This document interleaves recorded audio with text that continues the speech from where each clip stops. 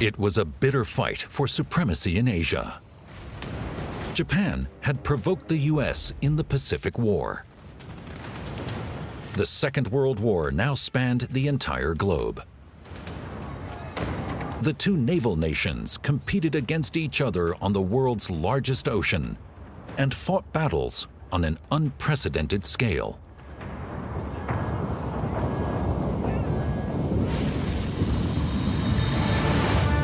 The US had to transport their troops and their supplies across thousands of kilometers to regain control of Japanese-occupied Asia.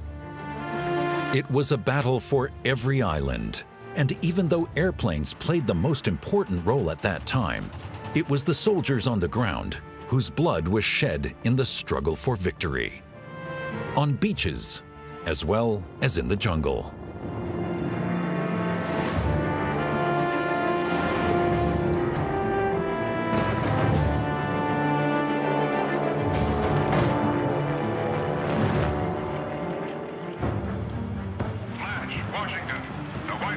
On December 7, 1941, American broadcasters interrupted their program with a special report.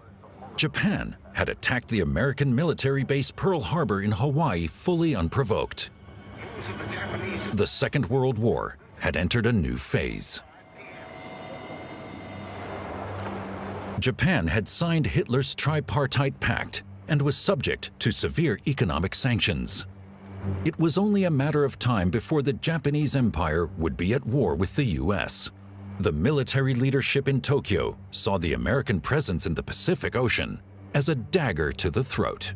In 1940, the US relocated its Pacific Fleet to Pearl Harbor, Hawaii.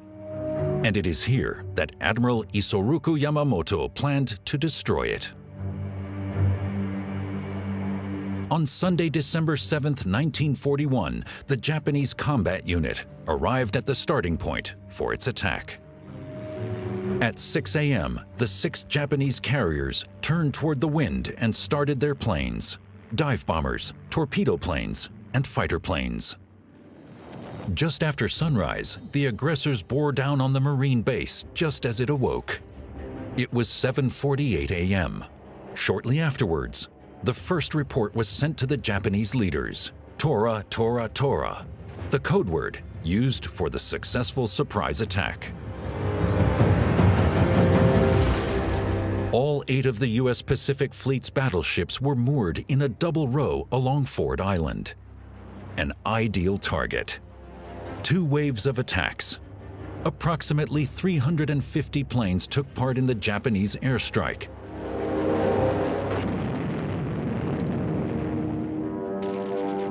That left 5 U.S. battleships at the bottom of the harbor. The other 3 battleships, a cruiser and several destroyers, all sustained heavy damage. The Japanese destroyed 188 American planes at both the Hickam and Wheeler Air Force bases. The Japanese themselves lost a mere 29 planes in the attack.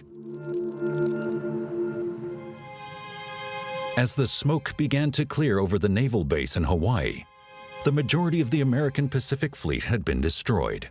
More than 2,400 U.S. soldiers were dead. America was now at war. The attack was intended as a liberating move for Japan. The empire's dependency on oil and other raw materials forced it to conquer more and more land as it expanded. Under Roosevelt, the U.S. tried to hinder this by means of economic sanctions. And lastly, an oil embargo. At first glance, the attack was a great success, or so it seemed. However, none of the American aircraft carriers were at the naval base at the time. The U.S. aircraft carriers Enterprise and Lexington were tasked with taking planes to the American bases on Midway and Wake, and were thus spared in the attack. In 1941, aircraft carriers were a relatively new weapon. Before that, battleships were considered rulers of the ocean. However, this symbol of power at sea proved to be virtually defenseless against relatively cheap airplanes. The attack on Pearl Harbor turned the U.S. battleship fleet into a fleet of aircraft carriers. A tactical and strategic revolution with far-reaching consequences for the future. A day of infamy. On December 8, 1941, the U.S. declared war on Japan. Shortly after, and by the spring of 1942, the Japanese dominion had expanded to its largest size ever. The Japanese Empire was at the point of having uncontested control over the entire Far East, while displacing its European colonial rulers. Thailand, Hong Kong, and Singapore were drawn up and then executed by Lieutenant Colonel James H. Doolittle, and his name went down in history for what came to be known as the Doolittle Raid. En route, the Hornet met the aircraft carrier Enterprise. Its leaders were shocked. The U.S. Pacific Fleet appeared to be more threatening than ever. Spring 1942. Chester Nimitz, U.S. Commander-in-Chief of the Pacific, sent a carrier strike group to the Coral Sea after receiving a warning from American radio intelligence. Admiral Yamamoto intended to attack the Americans in the Central Pacific. The Japanese planned to establish strongholds on New Guinea and the Solomon Islands in order to secure their territory. But it's here where the Americans are waiting to ambush them.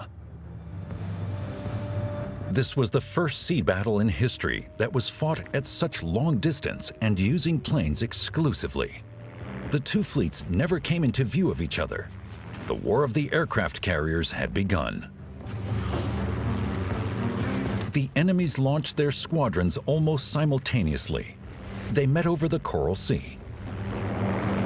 The battle lasted for 2 days.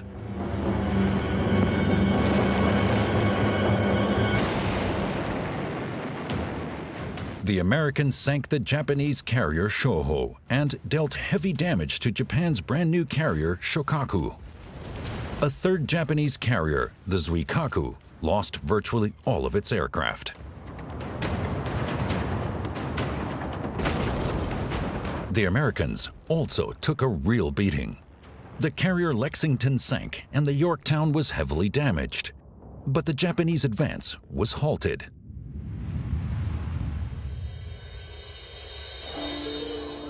With their attack on Pearl Harbor, the Japanese had awoken a giant, now thirsty for blood.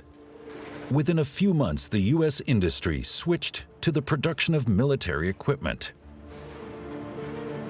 It was a new generation of aircraft carriers that was meant to reclaim power for the U.S., in particular in the Pacific. The ships were fast, had a long range, and could carry up to 100 planes. The Americans moved unit after unit to the Pacific via the Panama Canal. And they had a decisive advantage after having decoded the Japanese encryption system.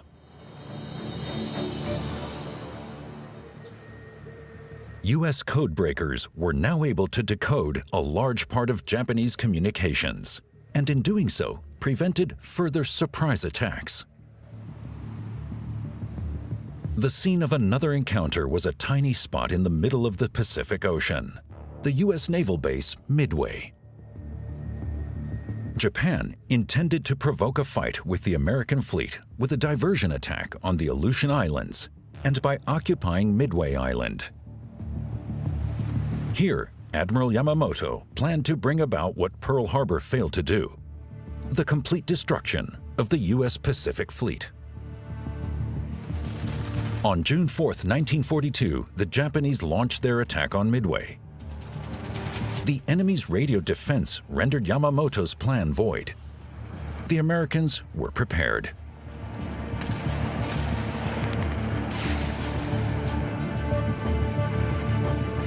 The three aircraft carriers Hornet, Enterprise, as well as the Yorktown, which had been quickly repaired following the Coral Sea battle, waited in ambush 300 miles northeast of the Midway Atolls.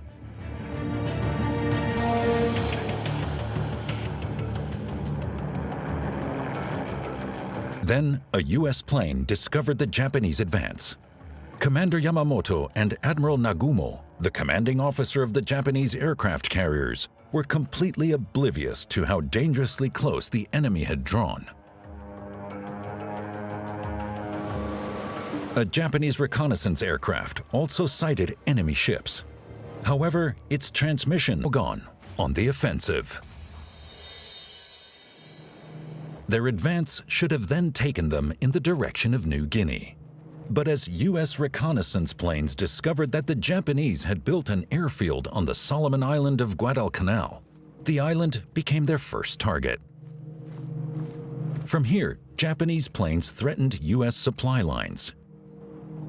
Air dominance played a decisive role in the Pacific, and the airfield on Guadalcanal had become a powerful chess piece in it. That's why the U.S. commanding officers ordered its troops to attack the island and conquer the Japanese airfield.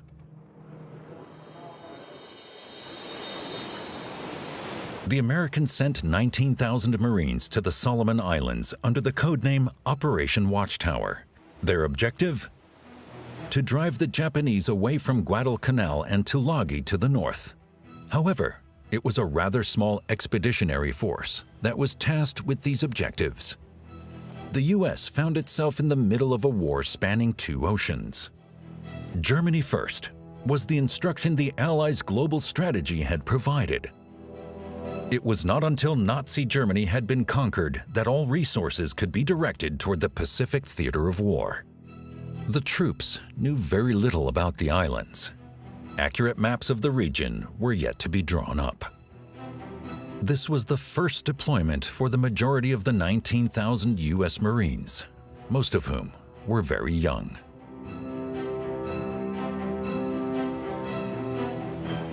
Further out to sea, Admiral Frank Fletcher shielded the landing with a fleet of 3 aircraft carriers and the battleship North Carolina.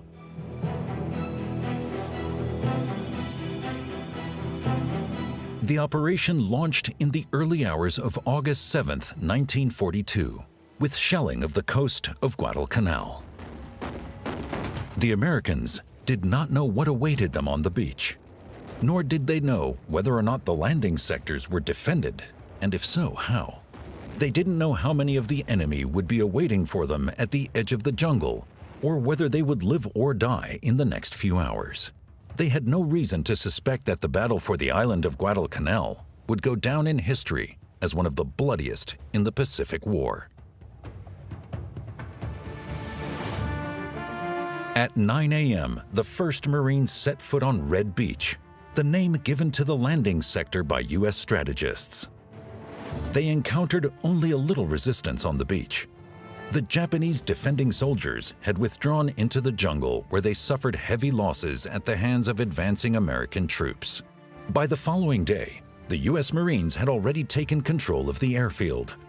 They christened it Henderson Field in honor of Major Lofton Henderson, who fell at Midway. Then they set out in pursuit of the Japanese troops. That night and the following days saw repeated hard-fought sea battles. The Japanese sank several American cruisers. The Battle of Savo Island is considered the greatest defeat suffered by the U.S. Navy during the Second World War. Soldiers engaged in hand-to-hand combat in the hinterland and jungle of Guadalcanal. November 1942, the Marines finally gained the upper hand on Guadalcanal. On the other side of the globe, the destruction of Germany's 6th Army began in Stalingrad, Russia. The British expelled General Rommel from Egypt. And while the U.S. drove the remaining Japanese troops out of Guadalcanal, the Allies landed on the North African coast. The Americans, British, and French worked together to establish control over Morocco, Tunisia, and Algeria. Hitler was losing the initiative in Europe.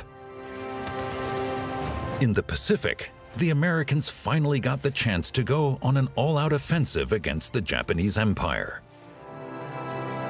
November 1942 marks the turning point in the Second World War.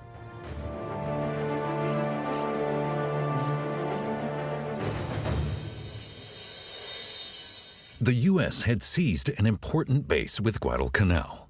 Their Air Force now controlled the Solomon Islands. But the price for such a victory was much bloodshed. The Americans lost almost 7,000 men in the battle for the island. The Japanese, on the other hand, suffered more than double the number of fatalities. Because of the island's airfield, and unbeknownst to the Japanese High Command, it had lost its most important general in the fight for supremacy in the Pacific. American codebreakers had decoded a radio message which revealed that Admiral Yamamoto was due to do a tour of inspection. U.S. commanding officers decided to intercept his plane.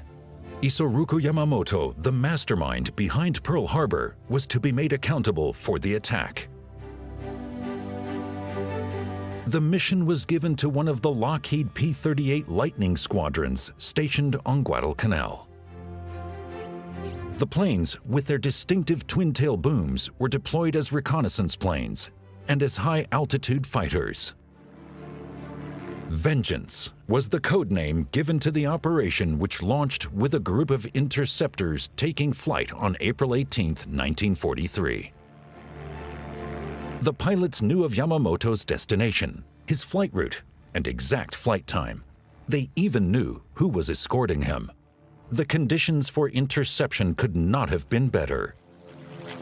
After flying 650 kilometers, the American fighters engaged the Admiral's aircraft.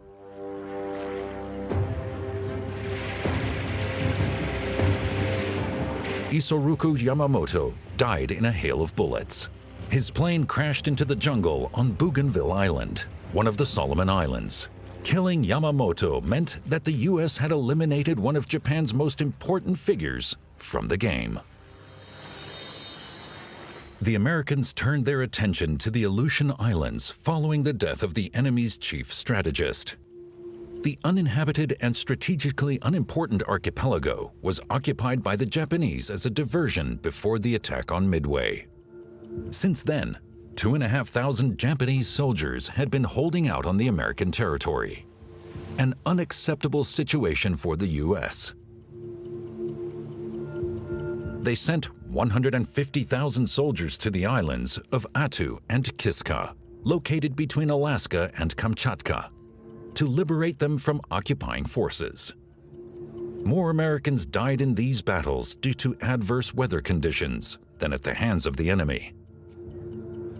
The soldiers deployed to the Aleutian Islands were poorly prepared and inadequately equipped. The Japanese defended the islands with fierce determination. In one last desperate attack against American supremacy, approximately 500 Japanese soldiers committed mass suicide following the Bushido Samurai Codex. This involved holding grenades against their stomachs and detonating them.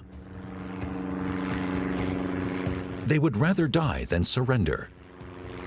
The U.S. troops would continue to encounter this conduct repeatedly during the war with Japan, and this behavior contributed to a significantly high number of losses on both sides. The battles for the islands of Attu and Kiska carried on well into August 1943. American commanders had already turned their attention to new objectives. This is why the Battle of the Aleutian Islands is also known as the Forgotten Battle.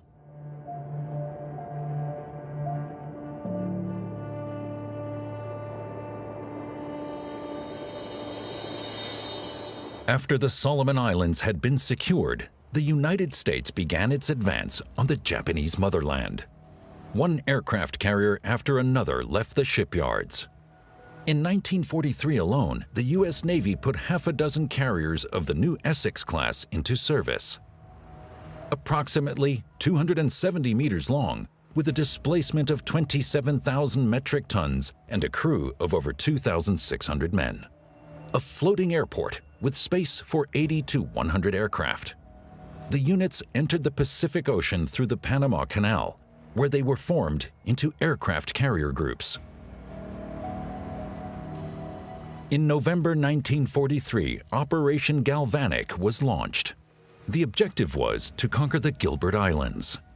a strategically important chain of atolls on the dividing line between the North and South Pacific.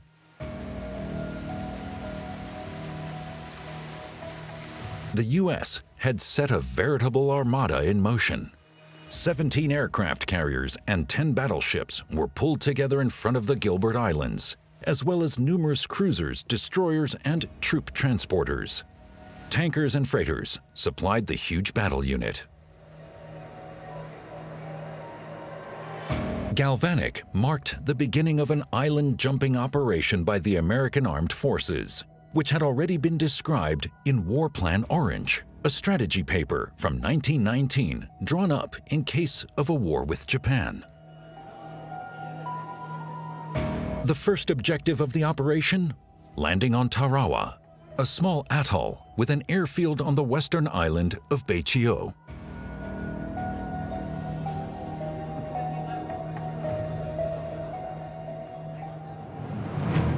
The Japanese leaders were aware of the strategic significance this tiny atoll had. Beichio Island, along with its airfield, was developed into a stronghold. The defenders pledged to fight to the bitter end for their Tenno.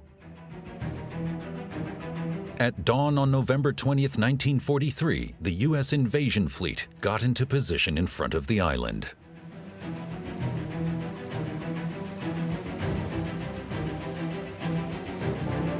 The shelling of Tarawa began at 5 a.m.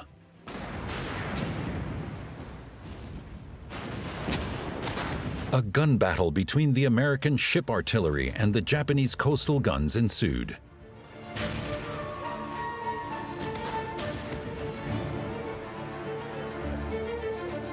"5,000 Marines set course for the beach for the first wave of attacks.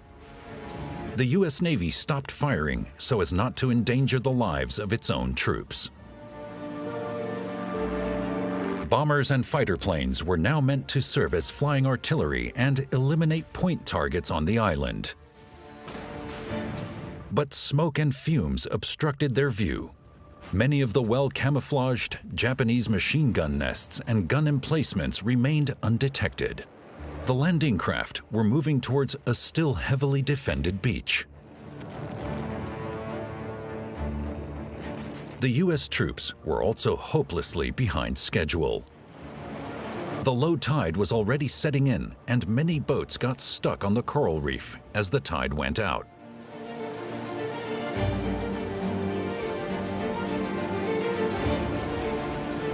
The soldiers of the first attack wave had to reach the beach without any artillery support.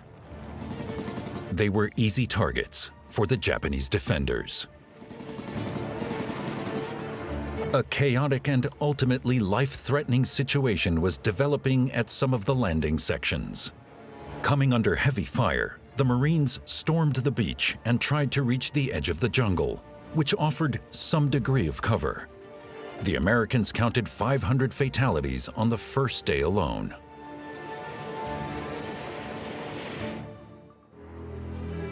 After 4 days of heavy fighting, the atoll had been captured. Only a few of the 4,500 Japanese defenders surrendered. The rest died on the island. More than 1,000 Marines had also lost their lives on the beaches of Tarawa.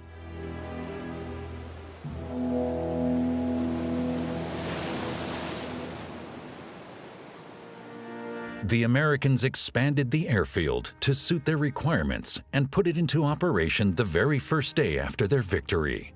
They called it Hawkins Field after First Lieutenant William Dean Hawkins, who fell alongside many other comrades in the assault on Tarawa. News of the conquest of the Gilbert Islands had reached home. The actor Lewis Hayward captured the landing on Tarawa on film. He was a soldier in the U.S. Marines whose mission it was to document the landing. His film shows the full extent of horror and brutality experienced during the battle for the island. Initially, the commanding officers wanted to hold the film back. But once President Roosevelt had seen it, he decided that it should be broadcast. The American population was both shocked and frightened. But the film triggered a wave of support and backing for U.S. soldiers fighting all over the globe.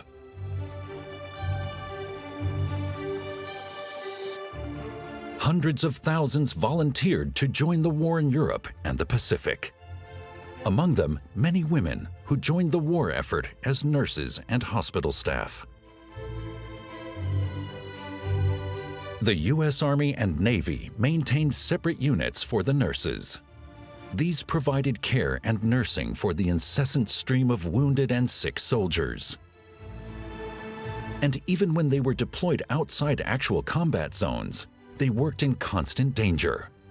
Hospitals and hospital ships were also potential targets for the enemy. October 1944. The U.S. was now advancing throughout the Pacific region. In the West, General MacArthur had the Philippine island of Leyte in his sights. The United States identified a key strategic position in the Philippines. By recapturing the region, it could isolate Japanese troops in China, Burma, and Indonesia, and cut them off from their other battle zones in the Pacific. The Battle of Leyte began on October 18, 1944, with the bombing of island regions and the jungle behind them. Reconnaissance planes identified the targets for the naval artillery before the fleet fired several hundred tons of shells at the island. On October 20, 1944, the troops of the 24th U.S. Infantry Division landed on Leyte without encountering any major resistance on the island's beaches. The bridgeheads on the coast were quickly secured, and a few serious skirmishes with the Japanese defenders emerged only in the island's interior.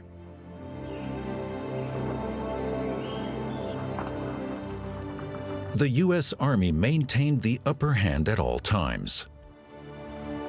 On the American side, the losses were negligible. The landing troops were also supported by several thousand Filipino guerrillas fighting at their side.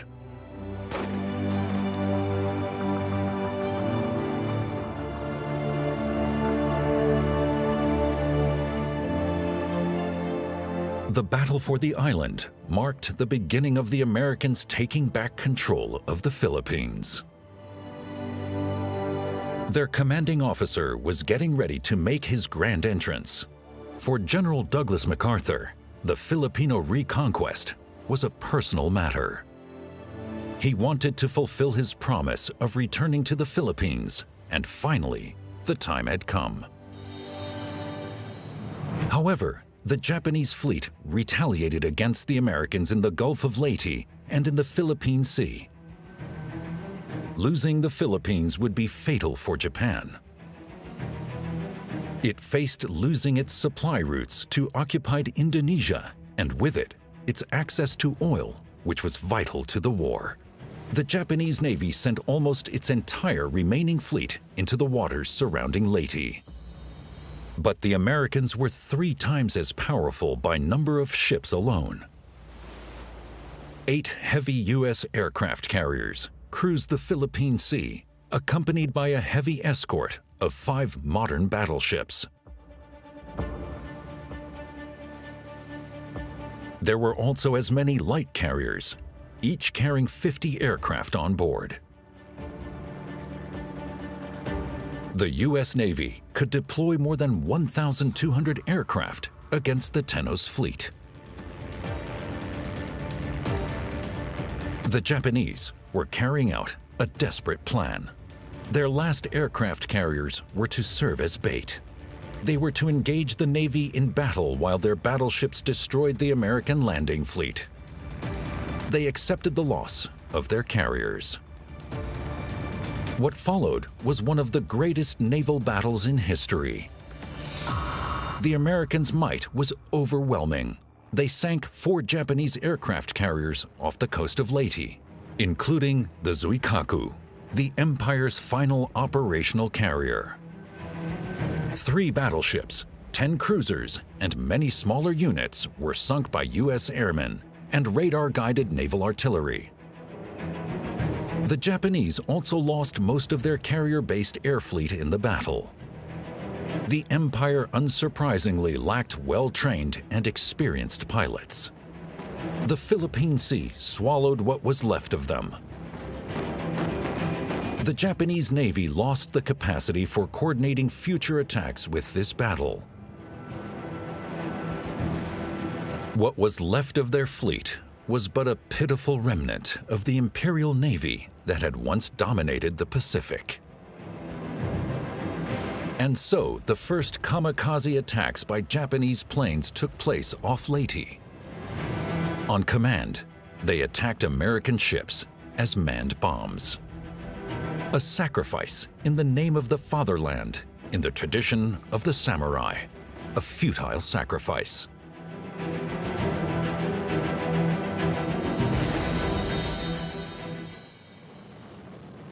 November 24, 1944. From the Mariana Island of Guam, the U.S. Air Force launched its first strategic attack on Tokyo. Capturing the Mariana Islands marked another milestone for America's Pacific strategy. With Guam, Tinian, and Saipan, the U.S. now had 3 airports from which its newest bomber could take flight. The B-29 Superfortress. With its immense range, the B-29 could reach any target in Japan. By this time, Tokyo and other Japanese cities had become regular targets of American bombs. The newly deployed 20th U.S. Air Force was stationed on Saipan. The battle for the island was extremely bloody and brutal. While 26,000 Japanese soldiers died fanatically defending it, 3,500 soldiers lost their lives on the U.S. side. Yet the horrors of the war were made unbearable on Saipan. Among the dead left behind by the battle were 12,000 Japanese civilians.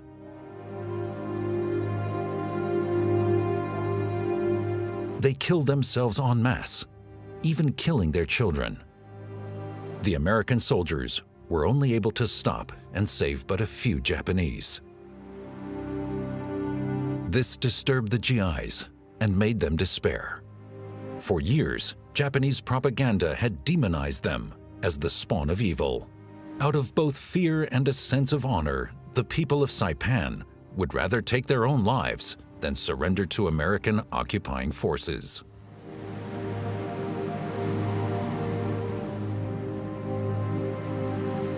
U.S. soldiers searched for survivors, but few were found. The majority were children that had been hidden. Interpreters using megaphones tried to dissuade the desperate from committing suicide. They begged them not to jump and to choose life instead, but to little avail. The American was the devil. At least, that's what propaganda had taught them. They wanted to preserve their purity as well as their honor, so they preferred to die. The Americans also experienced how fanatically a virtually defeated Japan defended itself in the fight for a spot of sand in the Pacific, Iwo Jima. The island, with the prominent mountain Suribachi at its western tip, was only 20 square kilometers in size. A Japanese airbase that the Americans wanted for themselves. For 3 days, they weakened Iwo Jima in preparation for an attack. What they did not know, the enemy had retreated into the depths of the island. The whole island, and the Cinder Mountain, Suribachi in particular, were riddled with caves and tunnels. In their bunkers, the defenders waited until the storm of steel raging above them was over. The landing began on February 19th. More than 30,000 Marines headed for the only favorable landing section, a beach of black sand on the southern edge of the island. The operation was to be completed in 1 week, and both Iwo Jima and the airfield would be in the hands of the Marines. The defense was led by General Tadamichi Kuribayashi. He was aware that he could not prevent the Americans from taking it. His plan was to inflict the most terrible losses possible on the U.S. soldiers. Kuribayashi spent 2 years in the U.S. He knew the country well and knew how quickly the mood of the American public could change if enough U.S. soldiers were to return dead. As the Marines ventured into the interior of the island, he attacked.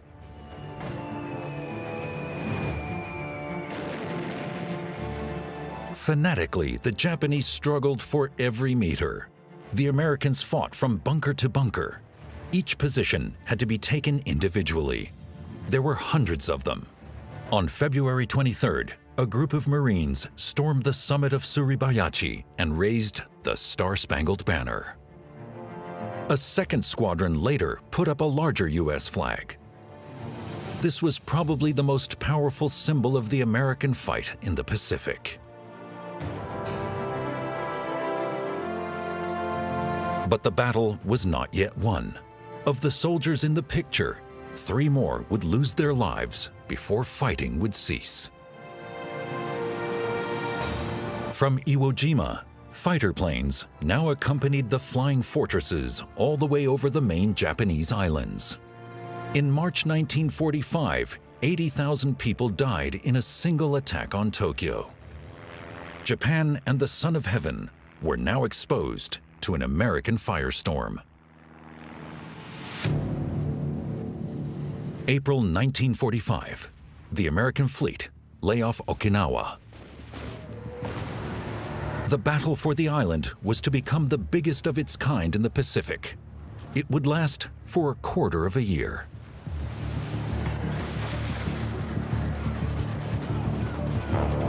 The U.S. soldiers set foot on the Japanese motherland, meeting only little resistance on the beach. The enemy had entrenched itself within the island, like Iwo Jima. The first Japanese attack came from the air and targeted the landing fleet. It was the last contingent of the Japanese Air Force. And the planes were manned only by pilots with basic training who were tasked with sacrificing their lives for the nation. In the first wave, more than 300 suicide planes crashed into the American ships. The Japanese called them the Shimpu Tokotai, or Special Attack Force.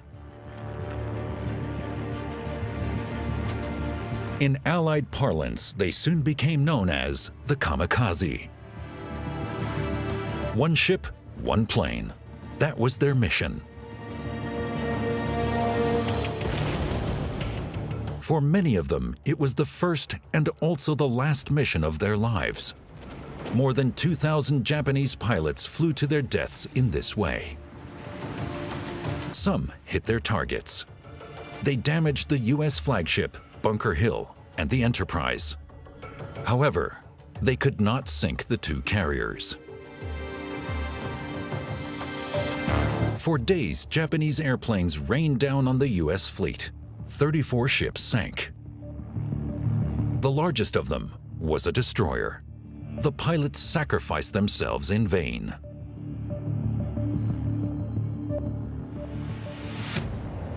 The biggest battle between American and Japanese troops began with the landing on Okinawa.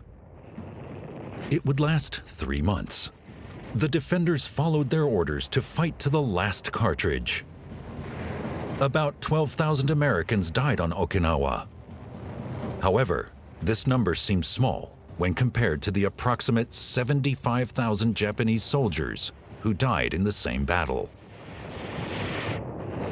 Neither commanding officer survived. U.S. General Buckner died in an artillery attack, and Japanese General Mitsuru Ushijima committed suicide by slashing his own stomach in true samurai tradition. It was also the first time on Okinawa that Japanese soldiers surrendered to the Americans in such large numbers. Typhoon of Steel is the name the locals later gave the battle. More than a third of the inhabitants died in this typhoon. over 120,000 elderly, women, and children, many of whom took their own lives, as on Saipan. Children and young people died in the service of the Japanese defenders. They went to their deaths as messengers, ammunition carriers, or paramedics. Those who wanted to survive hid underground, seeking shelter in caves and on the cliffs. They sought protection from the attackers, but above all, from the Japanese defenders. Franklin Delano Roosevelt would not live to see the victory on Okinawa. On April 14, 1945, America bid farewell to its president with an act of state. Roosevelt had died 2 days prior. In doomed Berlin, Hitler excitedly spoke of a miracle, not knowing that he himself had only a few days to live. Vice President Harry Truman took over the presidency. July 1945. It had been 3 months since the end of the war in Europe. The German army surrendered on May 8th. The Führer had shot himself the week before. The victors met in Potsdam to discuss how Europe would navigate the post-war world. From Berlin, U.S. President Truman called on Japan to surrender unconditionally. Japan refused. At the time of the Potsdam Conference, Truman already knew that the weapon that would finally bring Japan to its knees had been tested successfully. The U.S. had become a nuclear power with the atomic bomb. The ultimatum meant the immediate and complete destruction of Japan should Japan refuse to surrender. The U.S. president had now acted upon this threat. He ordered that the new bomb be deployed against the empire, which was already on its knees and whose military was not willing to end the war. On August 6, 1945, an American B-29 aircraft dropped the atomic bomb Little Boy on Hiroshima. The city was obliterated almost entirely.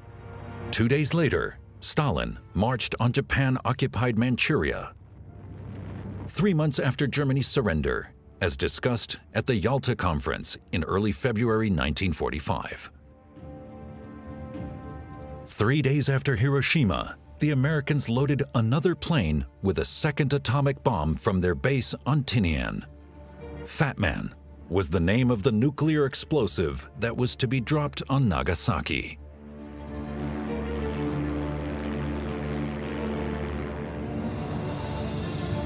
It is impossible to determine the exact number of victims of the Hiroshima and Nagasaki bombings. However, estimates put the death toll from both the atomic blast and aftermath at numbers widely exceeding 100,000. Japan surrendered in response to the attack on Nagasaki. The country is devastated, and its fleet destroyed. The land army was defeated, the air force no longer in existence. Stalin's Red Army drove the Japanese occupying forces out of Manchuria. On September 2, 1945, aboard the U.S. battleship Missouri, anchored in Tokyo Bay, General Douglas MacArthur accepts Japan's unconditional surrender.